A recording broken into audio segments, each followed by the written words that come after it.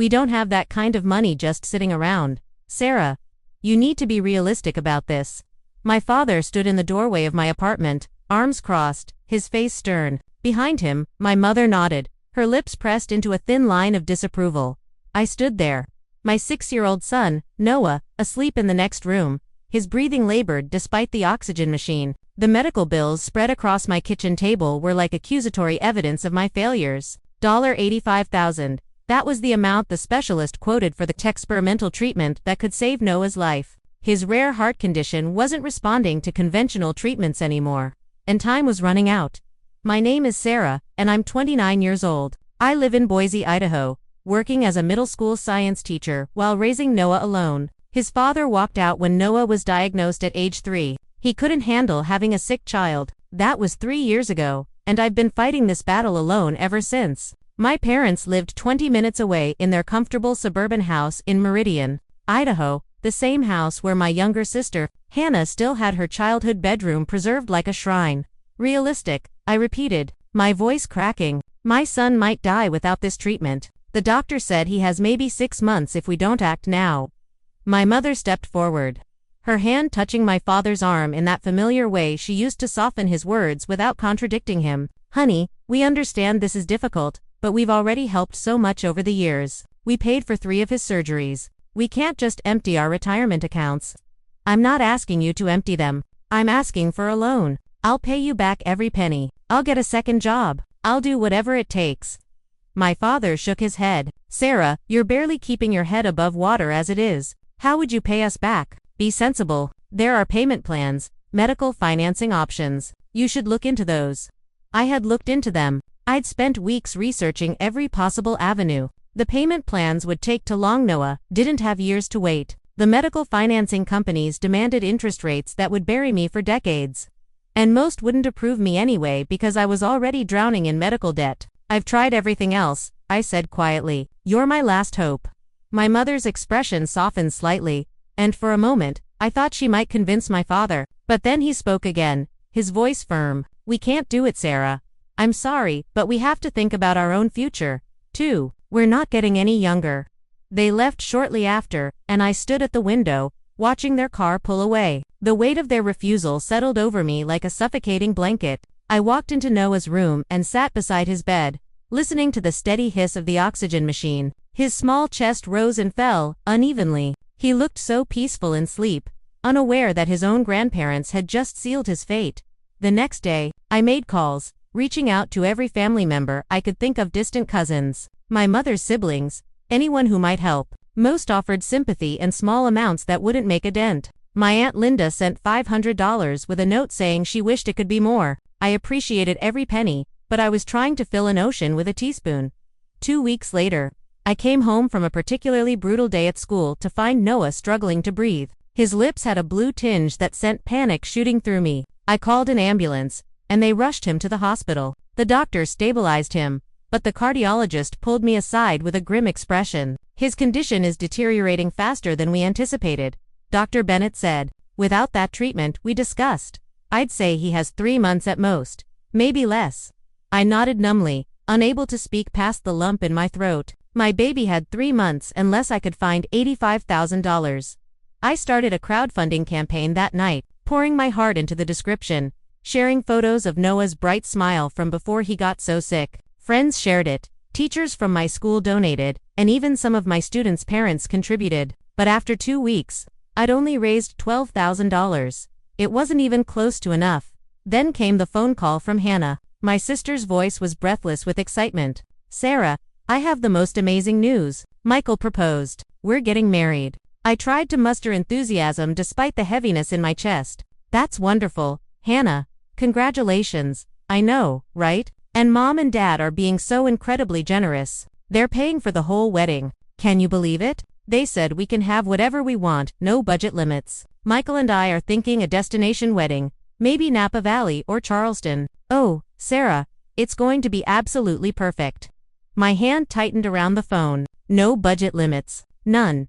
Dad said this is his little girl's special day, and nothing is too good. We're meeting with wedding planners next week. The wedding won't be for another year, but we want to start planning now to make sure we get exactly what we want.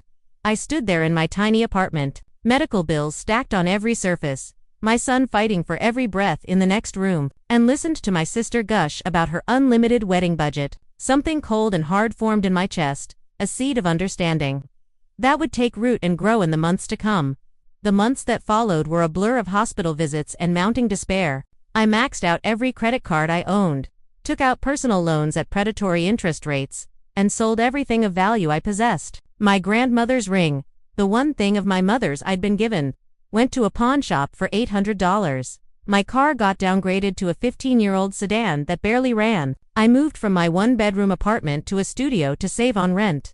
Through it all, Hannah's wedding plans progressed like an unstoppable force of nature. Every family dinner, every phone call, every interaction somehow circled back to the wedding. My parents were consumed with it, attending tastings at 5-star restaurants, touring venues in Charleston via video call, discussing floral arrangements that cost more than my monthly salary. I tried to be happy for Hannah. I really did. She was my little sister, and there had been a time when we were close. But that closeness had faded over the years as it became clear that our parents saw us very differently. Hannah was the golden child, the one who did everything right. She graduated college with honors, landed a prestigious job at a marketing firm, and dated the right kind of men from good families. I was the one who got pregnant at 22 by a man who turned out to be worthless, who chose teaching instead of a more lucrative career, who couldn't even keep her son healthy. One evening in July, my mother called me. "Sarah, honey, we need to talk about the wedding." "What about it?" I was exhausted, having just finished a summer school session and spent 3 hours at the hospital with Noah. "Well, Hannah wants you to be a bridesmaid, of course, but the dresses are going to be about $300. And we need you to order yours soon." $300. I did the math in my head. That was almost enough for 2 weeks of Noah's medications. I don't know if I can afford that right now. There was a pause. "Sarah, this is your sister's wedding." "I know, but things are really tight. Noah's medical expenses, you're always talking about Noah's medical expenses." My mother interrupted, her voice taking on an edge. "I understand he's sick, but life goes on for the rest of us. This is Hannah's special day." I closed my eyes. "Can I think about it? The deadline for ordering is next week. Hannah has her heart set on having you in the wedding party." After we hung up, I sat in the dark of my studio apartment and cried. How had it come to this? How had my family become so blind to what was happening? My son was dying, and they were worried about bridesmaid dresses and seating charts.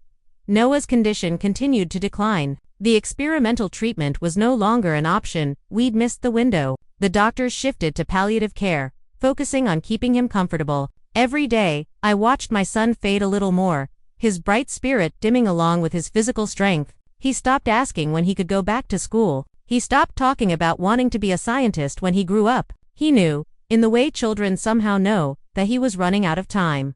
I took a leave of absence from teaching to be with him. My principal was understanding, but it was unpaid leave, which meant my already precarious financial situation became catastrophic. I applied for every assistance program, every grant, every charity I could find. Most had waiting lists months long or criteria I didn't meet. In September, 5 months after my parents refused to help, Hannah's bachelorette party happened. My mother called to tell me all about it. They'd rented a villa in Sonoma Valley for the weekend. 12 of Hannah's closest friends.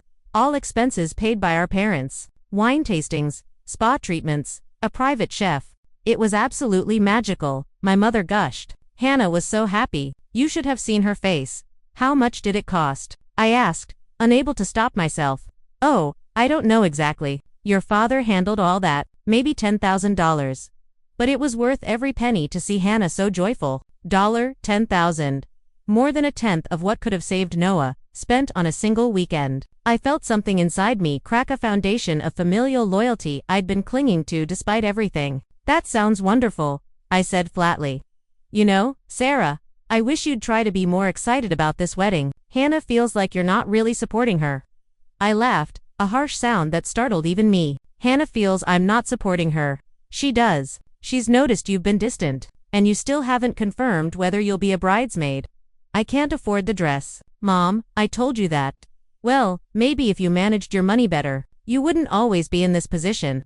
The words hung in the air like poison. Managed my money better, as if I'd been spending frivolously instead of fighting to keep my child alive. as if the crushing weight of medical debt was a personal failing rather than the result of a broken healthcare system and a family that chose fancy parties over their grandson's life. "I have to go," I said. "Noah needs me." "Of course he does," my mother replied, and I heard the unspoken judgment in her tone. "You know, Sarah, maybe if you weren't so focused on Noah's problems all the time, you'd be able to enjoy life more. Hannah manages to balance everything so well." I hung up without saying goodbye.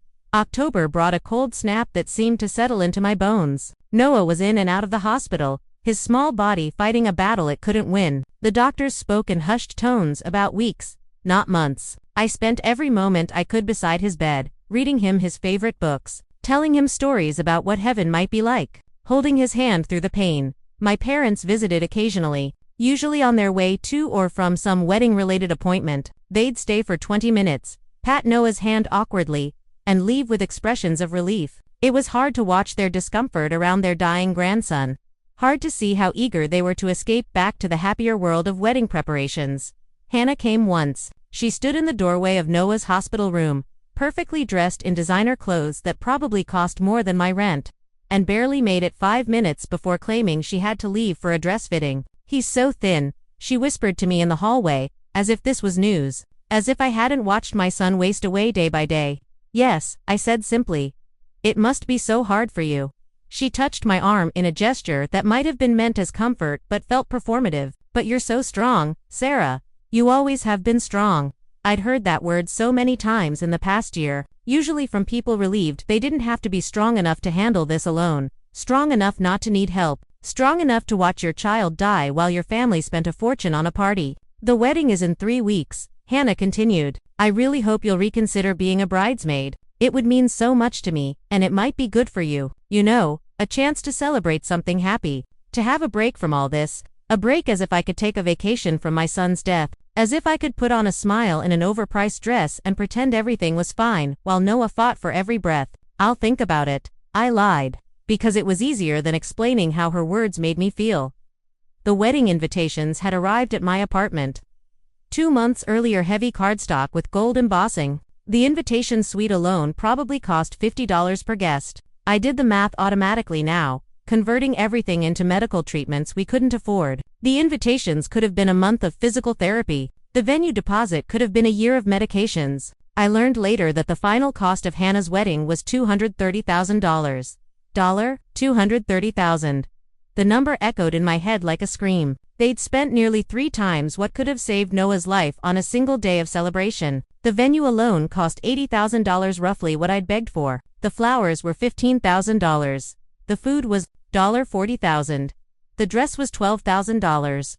I learned these numbers gradually, through overheard conversations and my mother's casual mentions. She had no idea what each figure did to me, how every dollar amount felt like a knife wound. Or maybe she did know and simply didn't care.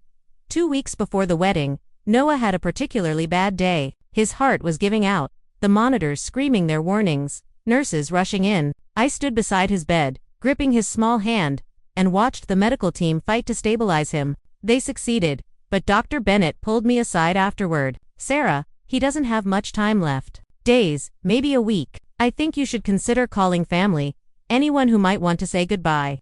I called my parents. My father answered, sounding distracted. "Sarah, we're right in the middle of the rehearsal dinner preparations. Can this wait? Noah is dying," I said, my voice hollow. "The doctor says days at most." There was a pause. Oh, Sarah, I'm so sorry. Do you need us to come? Do I need you to come?" My son, their grandson, was dying, and he was asking if I needed them to come. "Yes," I said. "I think Noah would want to see you." "Of course, we'll try to stop by tomorrow. We have the final venue walkthrough in the afternoon, but maybe in the morning." They came the next day, arriving at 10 a.m. with Starbucks cups in their hands. They stayed for 15 minutes. Noah was barely conscious. His breathing labored even with the oxygen turned to maximum. My mother cried a little, dabbing at her eyes with a tissue that probably cost more than Noah's breakfast. My father stood stiffly by the door, checking his watch twice. "We have to go," my father finally said. "The florist is expecting us at 11 o'clock. "The florist," I repeated numbly, "for the centerpieces. It's important we get this right. There's no time for mistakes this close to the wedding." He seemed oblivious to the irony of his words. Standing in a room where the ultimate mistakes using flowers over family was about to claim its final victim, they left with promises to come back soon. Promises I knew they wouldn't keep. Hannah never came to say goodbye to her nephew. She was too busy with last-minute wedding emergencies. Like the fact that the string quartet she'd hired had a cellist who'd fallen ill and been replaced. This was apparently a crisis worth multiple frantic phone calls. Noah died on a Tuesday morning. 3 days before Hannah's wedding, he slipped away quietly in his sleep, his small hand in mine. The nurse who pronounced him dead cried more than my parents would when I called to tell them. My mother's first words after I told her Noah was gone. Oh no. Oh, Sarah. No. What terrible timing. Terrible timing because the funeral would interfere with the wedding preparations. That was the moment something fundamental shifted inside me. The grief was overwhelming, but beneath it, I felt something else growing, a cold, patient understanding. They'd made their choice. Now, I would make mine. The funeral was scheduled for Friday, 2 days before Hannah's Sunday wedding. I didn't ask my parents to change the wedding date. I didn't ask Hannah to postpone. I knew what the answer would be. And I didn't have the energy to hear them explain why their party was more important than my son's burial. What I didn't expect was for them to ask me to change the funeral. My mother called Wednesday evening. Sarah, honey, we need to talk about the funeral arrangements. I was sitting in Noah's room, surrounded by his things, his favorite dinosaur poster, his collection of rocks he'd found at the park, the science kit I'd bought him last Christmas that he'd been too sick to use. What about them? Well, Friday is really difficult for us. We have the wedding rehearsal that afternoon, and the rehearsal dinner in the evening. It's all scheduled. Deposits paid. Could you possibly move the funeral to Thursday or maybe next week? I stared at the wall, unable to process what I was hearing. You want me to change my son's funeral because it conflicts with the wedding rehearsal? It's not just the rehearsal, Sarah. It's the whole schedule. We have out-of-town guests arriving. Michael's family is flying in from Denver. Your father is giving a toast at the dinner. We can't miss it. Noah is your grandson, and we'll be there to honor him. Of course, we will. But Thursday would work so much better for everyone. Everyone. My voice came out flat, emotionless. I was beyond anger, beyond hurt. I'd entered some new territory where feeling anything seemed impossible. Everyone would be more convenient if we buried my 6-year-old son a day early so you don't miss cocktail hour. Don't be dramatic. Sarah, you're making this sound worse than it is. We're trying to support you and Hannah both. Why can't you be more flexible? You know how important this wedding is to your sister.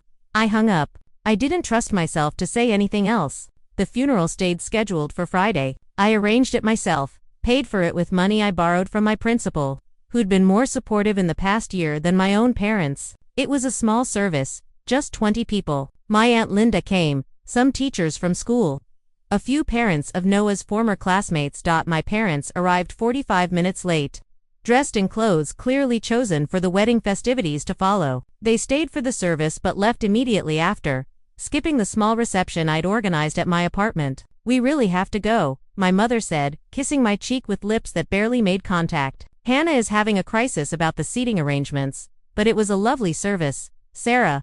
Very tasteful. Tasteful. My son's funeral was tasteful. I watched them leave, watched them drive away to their important appointments and critical emergencies.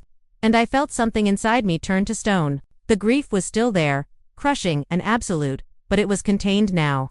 Locked behind a wall of ice-cold clarity. Saturday, I spent alone in my apartment, surrounded by sympathy cards and medical bills. The crowdfunding campaign that had raised $12,000 had been closed.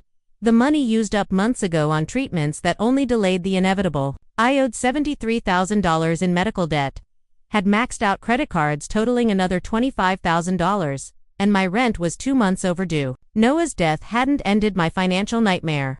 It had just made it pointless. My phone buzzed with messages from distant relatives and friends asking if I was okay, if I needed anything. I didn't respond. What I needed was impossible. I needed my son back. I needed my parents to have been different people. I needed to wake up and discover the past year had been a nightmare. Sunday morning, Hannah's wedding day, I woke at dawn. I hadn't planned to think about it, hadn't wanted to acknowledge it was happening, but my phone lit up with a text from my mother. Wish you were here to share this special day. Hannah looks absolutely stunning.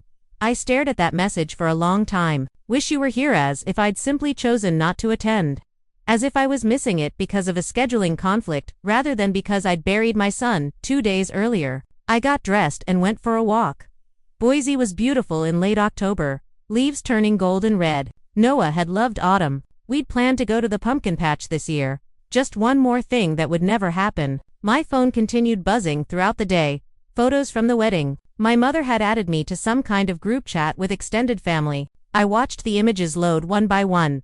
The venue in Charleston photographed at golden hour. Hannah in her designer gown that cost more than most people's cars. The floral arrangements elaborate and excessive. The 5-tier cake. The champagne tower. The string quartet playing on a terrace overlooking coastal dunes. $230,000 of celebration while my son's body lay in a cemetery where I couldn't even afford a proper headstone yet. I scrolled through the photos with a strange sense of detachment. Everyone looked so happy. My father in his tuxedo, beaming with pride. My mother, elegant in her mother-of-a-verve-dried dress that probably cost $3,000. Hannah and her new husband, faces glowing with joy and possibility. Extended family members I'd called begging for help, now dressed in their finest, celebrating with champagne that cost more per bottle than they donated to Noah's treatment fund. One photo showed my parents dancing. My mother's head thrown back in laughter. The caption read, "Best day ever. So blessed." I set my phone down and walked to the bathroom. I looked at myself in the mirror. I'd lost 15 pounds in the past month, and my eyes were sunken, circled with dark shadows. I looked like I'd aged 10 years. I looked like someone who'd watched their child die while their family partied.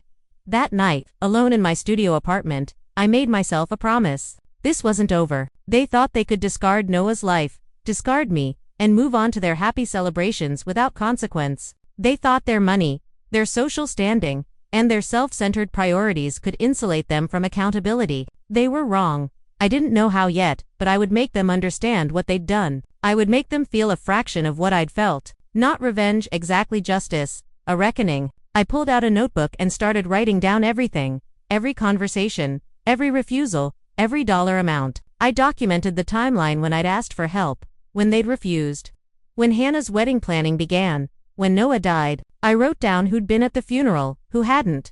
I noted every expense my mother had mentioned for the wedding.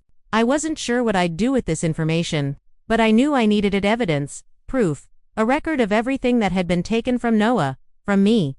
My phone buzzed again. Another text from my mother, home from Charleston. Exhausted, but so happy. Hannah and Michael's first dance was magical. I'll send you the video.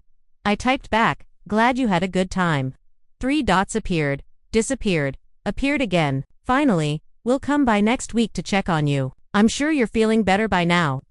Feeling better as if grief worked on a schedule, as if 1 week after your child's death, you were expected to be recovered and ready to hear about how magical someone else's party was. I didn't respond. The weeks after the wedding passed in a gray haze. I returned to work, moving through my days like a ghost. My students were kind, softer with me than they'd ever been. The administration had granted me extended bereavement leave, but I'd declined. I needed the structure, needed something to fill the hours that used to be consumed by doctor appointments, medication schedules, and hope by parents called occasionally. Brief check-ins that felt more like obligations than genuine concern. How are you holding up? They'd ask, then fill the silence with updates about Hannah's honeymoon, about remodeling projects they were planning, about holiday plans. They never mentioned Noah.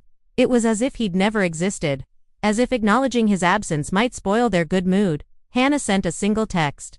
I'm sorry about everything. I hope we can move past this. Move past this, move past watching my son die. Move past being abandoned by my family. Move past the fact that she'd had a $230,000 wedding while my child suffocated to death because we couldn't afford treatment. I didn't respond to that either. In December, 2 months after Noah's death, my parents invited me to Christmas dinner. I almost declined, but curiosity got the better of me. I wanted to see them, to understand how they lived with what they'd done. Their house in Meridian was decorated like something from a magazine spread a 12-foot tree. Professionally decorated, garlands and lights on every surface. The smell of expensive catering filled the air. Hannah and Michael were already there when I arrived, looking tanned and relaxed from their honeymoon in the Bahamas. Sarah, my mother, hugged me, her perfume overwhelming. I'm so glad you came. We've missed you. I stood stiffly in her embrace. Thank you for inviting me. Dinner was elaborate. Prime rib, lobster tails, sides I couldn't name. Wine that my father proudly announced cost $200 a bottle. Everyone talked and laughed, sharing stories from the wedding, from the honeymoon, from their comfortable lives. I sat quietly, pushing food around my plate.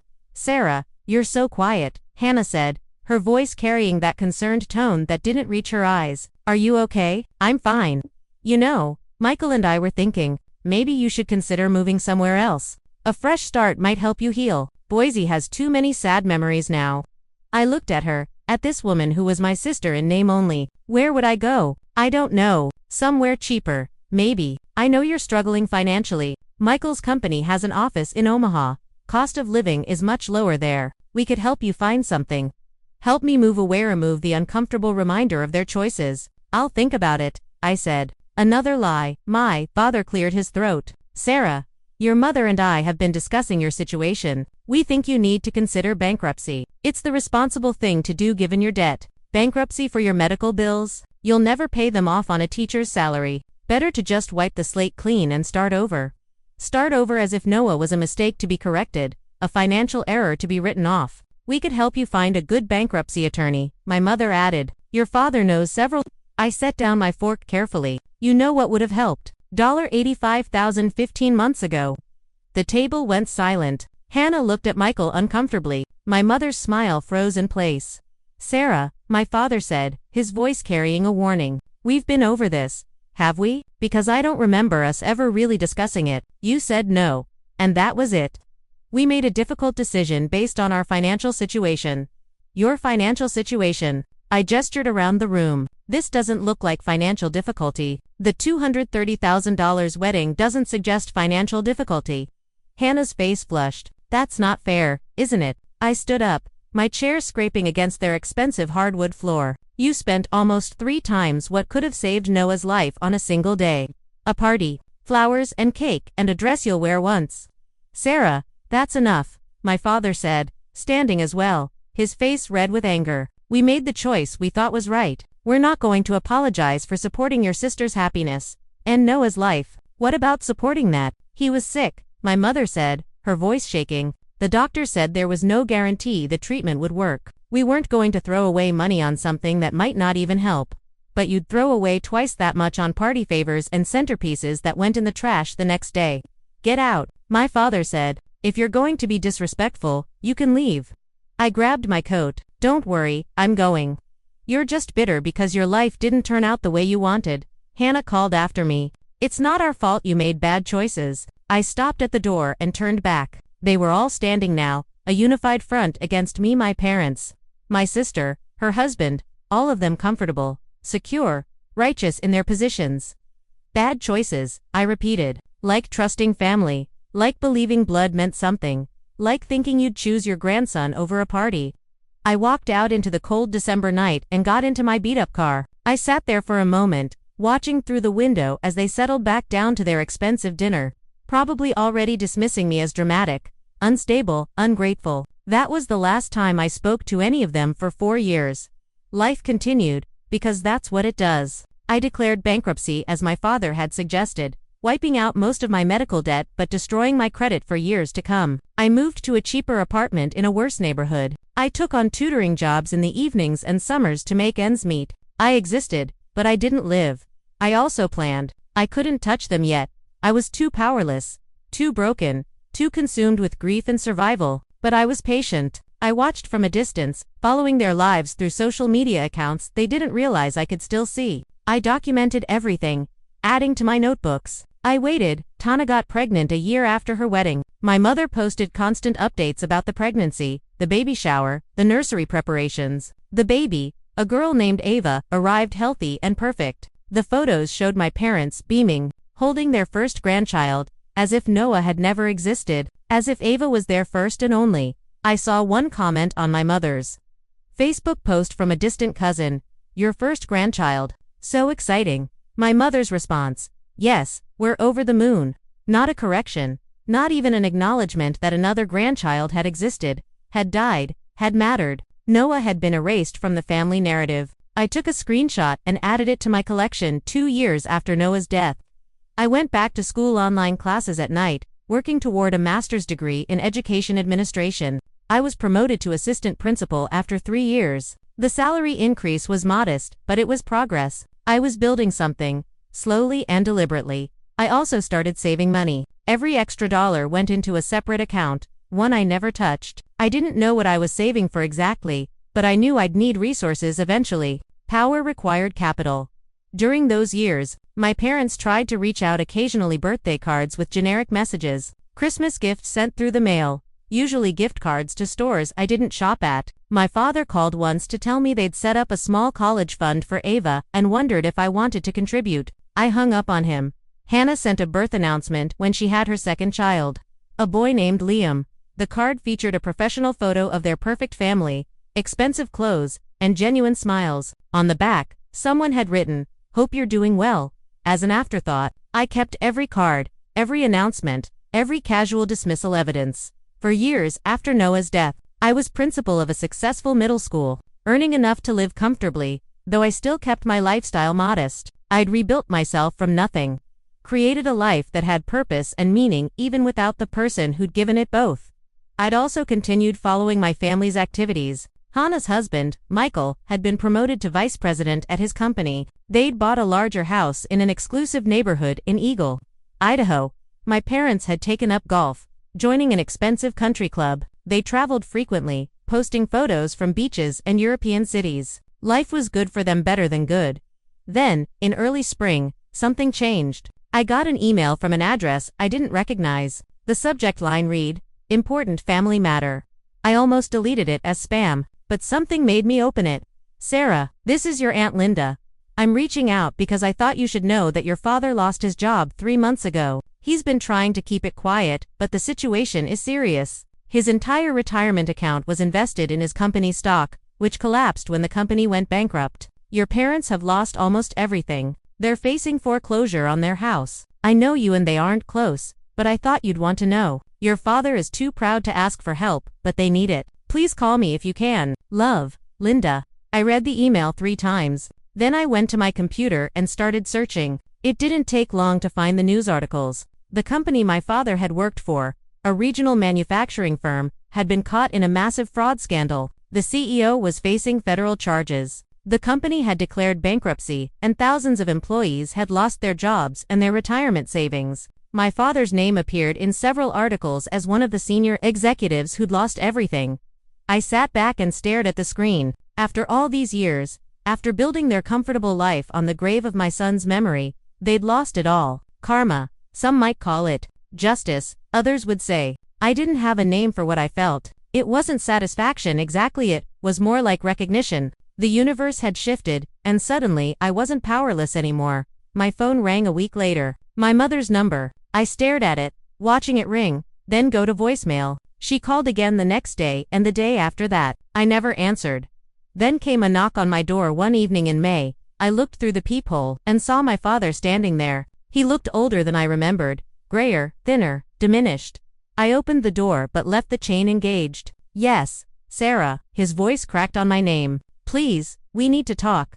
"About what? Can I come in?" "No." He flinched. "I know things have been difficult between us. I know we've made mistakes, but we're family. We need help." "Help?" I repeated, the word tasting strange in my mouth. "I lost my job. You probably heard. We're in serious financial trouble. The house is in foreclosure. Your mother's medical insurance ran out, and she has some health issues that need addressing. We're asking our daughters for help. Hannah and Michael are doing what they can, but they have their own family to support. We thought maybe you could contribute something, even a small amount, a loan, perhaps, that we could pay back when our situation improves." I stared at him through the gap in the door. "When our situation improves? I know you're doing better now. I saw online that you're a principal. That must pay well. We wouldn't ask if we weren't desperate."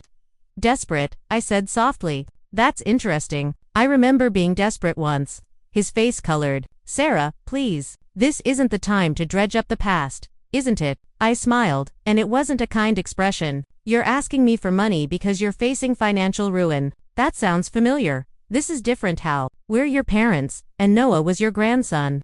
The silence stretched between us like a chasm. "How much do you need?" I finally asked. Hope flared in his eyes. "We owe about $90,000 on the house. If we could come up with that amount, we could keep it, but anything would help." Even $20,000 or $30,000 would give us time to figure something out? $90 more than what could have saved Noah. I felt something cold and final settle in my chest. I'll think about it, I said, and closed the door in his face.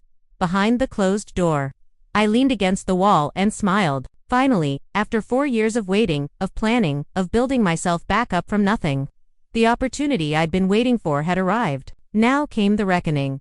I didn't contact my parents for 2 weeks. Let them wait. Let them wonder. Let them feel the anxiety of uncertainty. Every day that passed, their situation grew more dire. I knew this because I'd started checking the public foreclosure listings. Their house, the house I'd grown up in, was scheduled for auction in 45 days.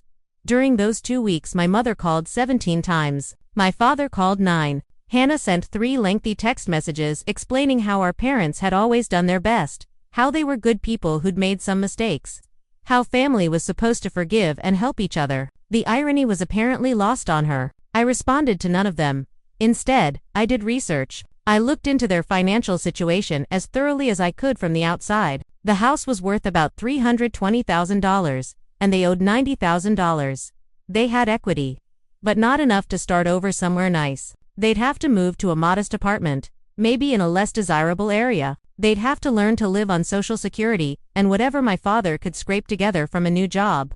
If anyone would hire a 61-year-old disgraced executive, it would be hard for them, humbling, a complete reversal of the comfortable life they'd built. But they'd survive.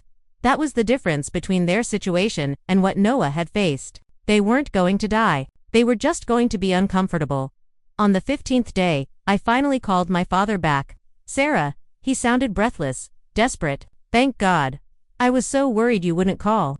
I've been thinking about your request." I could hear the hope in his voice, pathetic and naked. "I want to meet all of you, Mom, and Hannah. We need to have a conversation." Of course. When? Where? We can come to you, or we could meet somewhere neutral. Whatever you prefer. My apartment, Saturday at 2 p.m. We'll be there. Thank you, Sarah. You don't know what this means to us." I hung up without responding. Saturday arrived, cold and gray, appropriate weather for what I had planned. I'd spent the morning preparing, arranging chairs in my small living room, setting out a folder on the coffee table. I'd printed documents, organized them chronologically. Everything was ready. They arrived at exactly 2 p.m., all 3 of them. My father looked worse than he had at my door, his suit hanging loose on a frame that had lost weight. My mother seemed to have aged a decade, her hair more gray than I remembered, her face lined with worry. Hannah looked uncomfortable, dressed too formally for my shabby apartment, clutching her designer purse like a shield. "Sarah," my mother said, moving as if to hug me. I stepped back. "Sit down." They arranged themselves on my second-hand couch, sitting close together like children called before a principal, which, I supposed, they were. I remained standing. "You asked me for $90,000. We know it's a lot," my father started, "but we're prepared to offer collateral, to sign a formal loan agreement. We'd pay you back with interest." "How?" I asked flatly. "You have no income. Mom doesn't work. What would you use to pay me back?" "I'm looking for work. Something will come through." "At 61. With your reputation attached to a fraud scandal." He flinched. "That wasn't my fault. I had no idea what the CEO was doing. Ignorance isn't innocence. You were a senior executive. You should have known." I picked up the folder from the coffee table. "But we're not here to discuss your career failures. We're here to discuss your request for money. Will you help us?" my mother asked, her voice small. "That depends. I have some questions first." I opened the folder and pulled out the first document. "Do you remember this conversation? May 16th, 4 years ago, I came to you and asked for $85,000 to pay for Noah's treatment."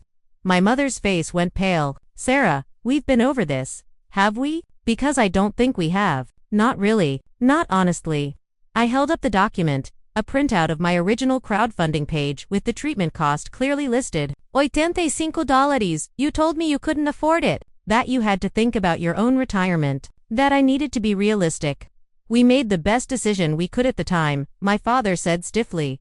"Did you?" I pulled out another paper. "This is a receipt from Hannah's wedding planner. Total cost of services, $230,000. Paid in full by you. 18 months after you told me you couldn't afford $85,000 to save your grandson's life." Hannah stood up. "This isn't fair. You're twisting everything." "Sit down," I said, my voice hard enough that she obeyed. I'm not finished. I pulled out more documents, laying them on the coffee table one by one. Wedding venue, $80,000. Flowers, $15,000. Catering, $40,000. Dress, $12,000. Photographer, $8,000. Entertainment, $10,000. Should I continue? What do you want from us? My father demanded. An apology. Fine, we're sorry. We made a mistake. Is that what you want to hear? A mistake? I repeated softly. You think choosing a party over your grandson's life was a mistake? We didn't know he was going to die, my mother whispered. Yes, you did. The doctors told you. I told you. You knew, and you didn't care enough to help. I pulled out another document. The one that hurt most to look at a photo of Noah in his hospital bed, taken 2 weeks before he died. This is what $85,000 would have saved. This child, your grandson, remember him? My mother started crying. Hannah looked away. My father stared at the photo with an expression I couldn't read. Sarah, please, my mother said through her tears. We know we failed you. We know we should have done more, but we can't change the past. We can only ask for your mercy now. Mercy. I placed the photo back in the folder carefully. That's interesting. I don't remember receiving much mercy when I begged you for help, when I sold everything I owned, when I maxed out every credit card, when I moved to a studio apartment and ate ramen so I could afford Noah's medications. We didn't understand how bad it was, my father said. Didn't you? I told you multiple times. I showed you the medical bills. I explained that without treatment, he would die. What part of that was unclear? Silence. But you understood perfectly well how important Hannah's wedding was. You understood that the centerpieces needed to be exactly right, that the venue had to be perfect, that your daughter deserved the best money could buy. I sat down across from them, my voice calm and measured. Here's what I've learned in the past 4 years. You didn't help Noah because you didn't want to. It wasn't about the money, you had the money. You proved that. It was about choice. You chose what mattered to you. That's not true, Hannah protested. They were trying to protect their retirement, were they? Because they spent almost 3 times their retirement concerns on your wedding. Math doesn't lie. Hannah, priorities don't lie. My father leaned forward. Sarah, I understand you're angry. You have every right to be, but are you really going to punish us now when we need you most? Are you going to be as cruel as you think we were? Cruel, I said, tasting the word. Is it cruel to make choices based on what matters to you? Is it cruel to decide that your resources should go toward your own priorities rather than someone else's crisis? Because that's what you taught me. That's the lesson you gave me when Noah was dying. So, you won't help us, my mother said flatly. I didn't say that. I picked up the folder and pulled out a check I'd prepared. I'm willing to give you $90,000. Hope bloomed on their faces, desperate and immediate. However, I continued, there are conditions. Anything, my father said quickly, we'll sign whatever you want. Payment plans, interest, collateral. It's not about payment. I set the check on the table between us. It was made out for $90,000, dated for today. The first condition is that you acknowledge, here and now, that you chose Hannah's wedding over Noah's life. That you had the money and refused to help. I want to hear you say it. They stared at me. Hannah looked at her parents. You don't have to do this. She's trying to humiliate you. Yes, I agreed. Just like you humiliated me when I begged for help, when I stood in your doorway with medical bills and you told me to be realistic, when I buried my son alone because you had a rehearsal dinner. So, yes, I want you to say it out loud that you made a choice, and Noah died because of it. My mother was crying harder now. My father's face was red, but they needed that check. They needed it desperately. We chose the wedding. My father finally said, his voice barely audible. We had the money, and we chose to spend it on Hannah's wedding instead of Noah's treatment. And, I prompted. And he died because we didn't help. Mom, I looked at my mother. We should have helped you, she whispered. We should have saved him. We were wrong.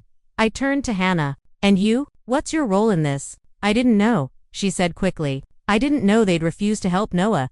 Didn't you? You never wondered where the money for your elaborate wedding came from. You never thought it was odd that I asked you to move your bachelorette party because Noah was in the hospital, and you refused. You never questioned having your wedding 3 days after your nephew's funeral. She had no answer. Here's the second condition, I continued. You take this money, you save your house, and you never contact me again. No birthday cards, no Christmas gifts, no phone calls. You remove me from your lives completely, the way you removed Noah from your memories. You go back to pretending I don't exist. Sarah, you can't mean that, my mother said. We're family. No, I corrected her. We share DNA. Family is something else. Family shows up. Family sacrifices. Family doesn't let children die while they plan parties. I stood up and walked to my door, opening it. Those are my conditions. Take the check or leave it. You have 60 seconds to decide.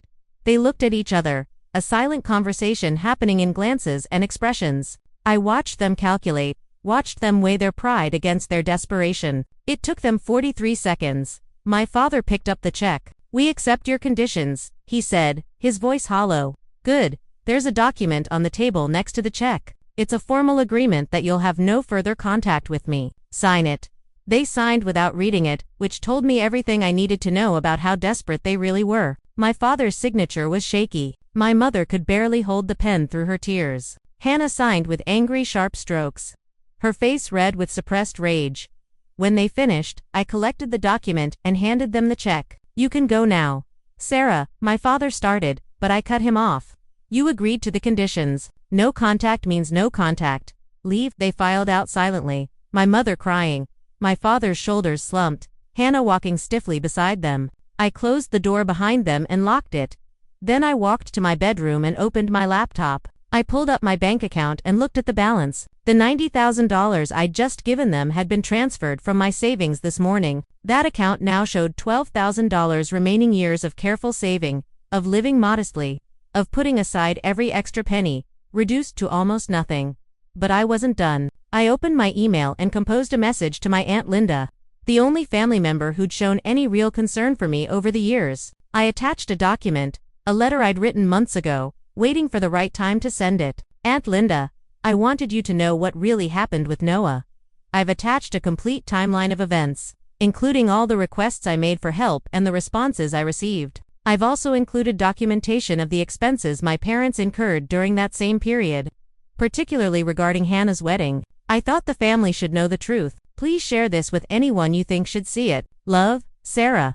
I hit send. The document I'd attached was comprehensive. Every conversation, every refusal, every wedding expense, every hospital bill, the photo of Noah in his hospital bed, screenshots of my mother's Facebook posts calling Ava her first grandchild, the timeline showing how my parents attended Hannah's rehearsal dinner instead of Noah's funeral reception, everything laid out in chronological, undeniable detail. My Aunt Linda had a large extended family network. She was the type who forwarded emails to dozens of people, who shared everything on social media. By tomorrow, everyone would know my parents' friends, their country club, their church, their neighbors. The truth would spread like wildfire. The check I'd given them would clear. They'd keep their house, but they'd lose something more valuable: their reputation, their comfortable social standing, the image they'd carefully crafted of being generous, loving parents and grandparents. Everyone would know what they'd really chosen, what they'd really valued.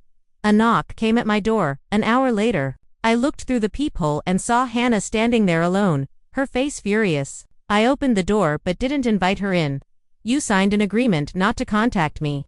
That email you sent, you can't do that. You're ruining their lives.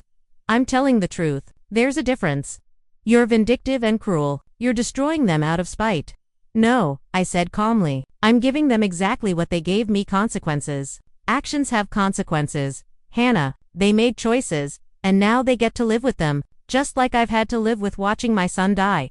They gave you $90,000. They gave me back a fraction of what they stole from Noah, from me, and they only did it because they had no other choice. If they weren't desperate, would they have helped? We both know the answer. You're never going to let this go, are you? You're going to hate us forever. I don't hate you, I said, and realized it was true. Hate requires caring. I don't care about any of you anymore. You stopped being my family the day you chose a party over my son's life. Now you're just strangers who happen to share my last name. Mom is devastated. Dad looks broken. Was that worth it? Ask Noah if it was worth it. Oh wait, you can't, because he's dead.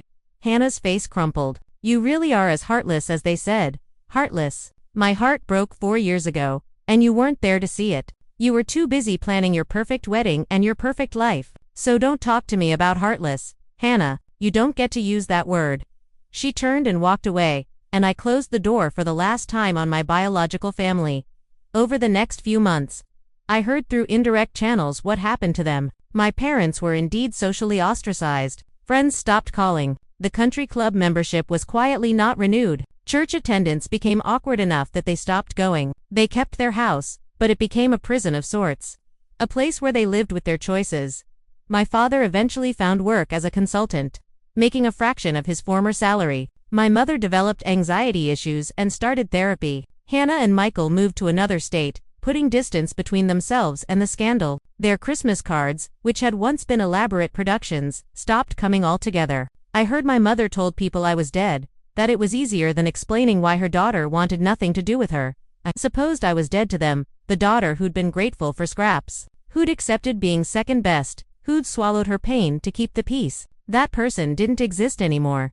As for me, I continued building my life. I dated eventually, though carefully. I made real friends, the kind who showed up when things were hard. I traveled to places Noah would have loved and scattered his ashes in beautiful locations around the world. I lived for both of us. The $90,000 I'd given my parents was worth it not because they deserved help, but because it gave me closure. I'd proven I was the better person, the one who showed mercy even when none had been shown to me. And then I'd walked away, leaving them to live with the weight of their choices. Some might say I was cruel.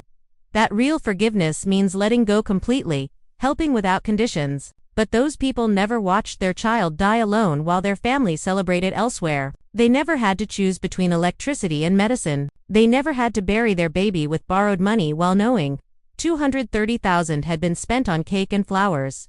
I gave my parents what they'd asked for. On my terms. I'd lived up to my obligation as their daughter one final time. And then I'd closed that door forever. Just as they'd closed the door on Noah when he needed them most. In the end, revenge wasn't about cruelty. It was about justice, about balance, about ensuring that consequences met actions. They taught me that family was conditional, that love had limits, that some lives mattered more than others. I simply returned their lessons, wrapped in a check they couldn't refuse and a truth they couldn't escape. And I moved forward into a future they'd never be part of, carrying Noah's memory with me, finally at peace.